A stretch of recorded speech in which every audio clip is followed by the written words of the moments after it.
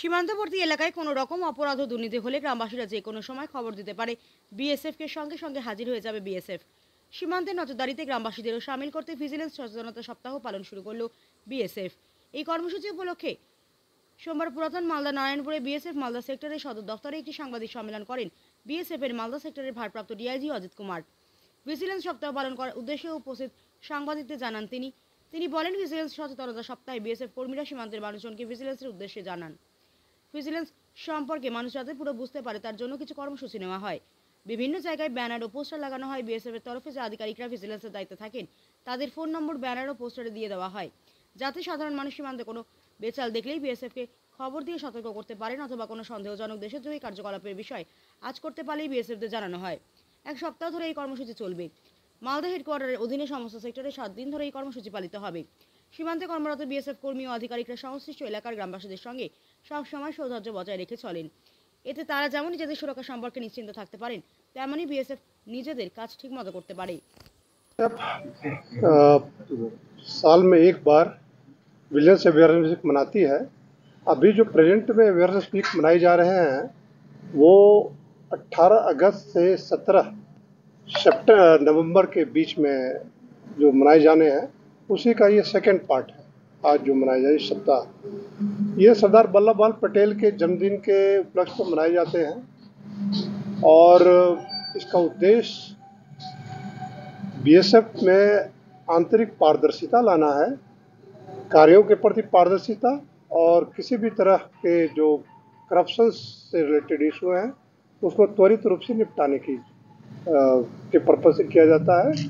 इसमें बहुत सारे उद्देश्य हैं, जिसमें डॉक्यूमेंट्स और प्रॉपर्टी से रिलेटेड जो इशूज हैं जिसमें फ्रॉडिज्म की संभावना रहती है उसको देखने की ज़रूरत है और देखा जाता है।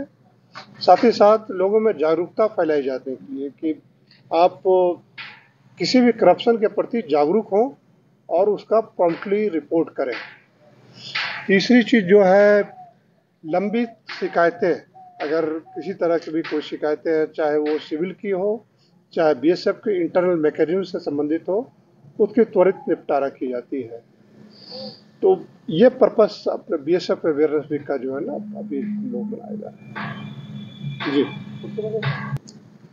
जीरो करने के लिए हम लोगों ने काफ़ी इसमें एफर्ट हैं। बहुत सारी चीज़ें जो कि पब्लिक फोरम पर बताई नहीं जा सकती है, लेकिन एक मोटे तौर पर बता रहा हूँ मैं।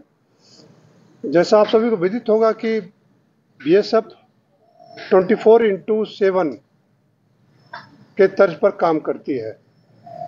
बॉर्डर को 1 मिनट के लिए भी खाली कभी नहीं छोड़ा जाता है और 3 लेयर में हमारी ड्यूटी जवान कर रहे हैं, फेंसिंग के आगे, फेंसिंग के साथ और डेप्थ एरिया में।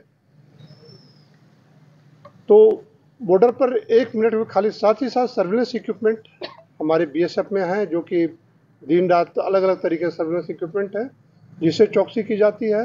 हमारा जी सेटअप है जो कि डेप्थ एरिया में चाहे बॉर्डर एरिया में जो भी ये उसमें बहुत इफेक्टिव वे में काम कर रही है और काफ़ी सीजर्स जी के इंफॉर्मेशन पर किए जाते हैं। सर, गांव में विजिलेंस अवेयरनेस के लिए बारे में आप लोग क्या करें? जी, गांव में विजिलेंस अवेयरनेस वीक के लिए हम लोग छोटे छोटे सेमिनार इकट्ठे करते हैं, गांव वाले को इकट्ठा करते हैं, पोस्टर्स बैनर्स लगाए जाते हैं और उनको इकट्ठा कर जागरूक किया जाता है। कोई भी आपको शिकायत हो बीएसएफ के प्रति या दूसरी कोई शिकायतें हैं तो आप विजिलेंस सेल को इन्फॉर्म करें और उस पर तुरंत एक्शन होगा। जागरूकता अलग अलग तरीके से फैलाई जाती है। एक तो पोस्टर्स और बैनर्स के माध्यम से, व्यक्तिगत रूप से संपर्क करके, और जो विलेजर्स के जो प्रधान हैं, मेंबर्स हैं, उनको भी बताया जाता है कि आप लोगों को जागरूक करें। इस अवेयरनेस के लिए कोई टोल फ्री नंबर या कोई कॉन्टैक्ट नंबर? जी, वो पूरे बॉर्डर में डिस्प्ले किए हुए हैं। इस नंबर पर कोई कॉन्टैक्ट किया जा सकता है, पूरे बॉर्डर पर डिस्प्ले किया हुआ है। अगर कोई अधिकारी कर्मचारी ये सब की तरफ से कोई करप्शन में इन्वॉल्व हो जाएगा जी, अगर तो उसके खिलाफ क्या एक्शन, क्या कार्रवाई हो सकता है? इसमें हमारे बहुत वेरियस टाइप के एक्शन है।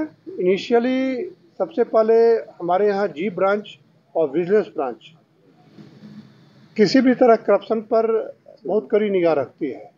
साथ ही साथ बीएसएफ का इंटरनल मैकेनिज्म है जो कि बीएसएफ को करप्शन फ्री रखने में के लिए दिन रात काम करते हैं।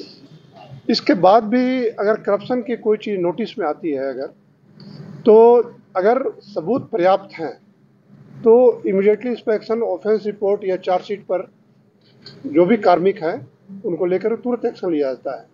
अगर तथ्य स्पष्ट नहीं है तो बीएसएफ का एक इंटरनल मैकेनिज्म है, वो आपको कोर्ट ऑफ इंक्वायरी ऑर्डर की जाती है, आरओई की जाती है और उसके जो आउटपुट आते हैं उसके आधार पर एसएसएफसी, जीएसएफसी, पीएसएफसी जो कि कोर्ट मार्शल टाइप का बीएसएफ की है उस पर एक्शन लिया जाता है और कठोर कार्रवाई की जाती है। सर मालदा बीएसएफ जो सेक्टर जो एरिया है यहाँ पर जो वेस्ट बंगाल गवर्नमेंट है वो लगातार बोल रहा है जो फेंसिंग का जो कार्यक्रम जो अभी तक कोई इलाका में अभी तक नहीं हुआ है। मालदा सेक्टर में भी बहुत इलाका है गोविंदपुर से लेकर बावनगढ़ से, लेकिन यहाँ पर जो गवर्नमेंट है जैसे ममता की सरकार वो लोग बोल रहा है जो फेंसिंग के लिए वो लोग तैयारी है। तो अभी स्थिति क्या है सर, अभी की फेंसिंग के लिए कुछ काम हो रहा है सर? देखिए इसमें बहुत सारे पैचेज हैं जिसमें फेंस नहीं है। नहीं होने की बहुत बड़ी वजह क्या है कि लैंड अभी बीएसएफ को हैंडओवर नहीं किया गया है, प्रक्रिया जारी है। ये बड़ा कॉम्प्लेक्स और टाइप का ये चीज़ें हैं क्योंकि सिविलियन से लैंड लेना गवर्नमेंट के और फिर जाकर बीएसएफ का, तो एक कॉम्प्लेक्स प्रोसेस है। तो मेन फेंस नहीं लगने की वजह क्या है कि फेंस बीएसएफ को हैंडओवर नहीं किया गया है, इसकी वजह से लगने का गैप है। सर वो लोग बोल रहा है जो पिलर सादा व्हाइट कलर का पिलर भी लग गया है, चल रहा है, ऐसे कुछ नहीं।